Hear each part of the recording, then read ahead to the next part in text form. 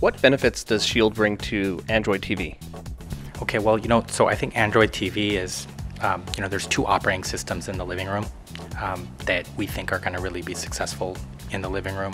One is Android, the other is iOS, and fundamentally that's because they're the dominant operating systems you would use on your mobile device.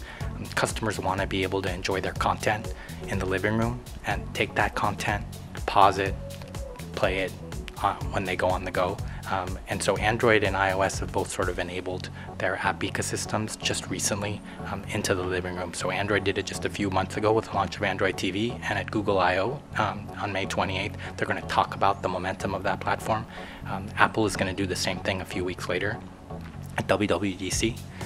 And so what Android TV does now is that for all billion people a year that buy Android devices, it gives you the ability to take that large app ecosystem and enjoy all that content in your living room. So whether it's your music, your movies, your TV shows, your apps, or your games, you can now enjoy all of that in the living room. And what we've built with Shield is it's the flagship of Android TV devices, and so it's going to be the only 4K set-top box in the world. It's going to be able to play the best games, and because it's based on the Tegra processor, you can play all those apps that are going to be enabled on the App Store faster and better than any other device. How does the Shield console take advantage of 4K? Okay, so the 4K market is really coming into the mainstream. There's two things that's happening that's driving that. The first thing is that some of the major apps in the living room, the two ones that actually people spend the most time watching, first is Netflix and the other is YouTube. They're both driving 4K heavily. So every new TV show that Netflix is driving, whether it's House of Cards, Daredevil, Bloodline, all those shows are actually filmed in 4K, and you can enjoy that content in 4K. And Shield is the first set-top box in the world that's certified as a Netflix 4K device.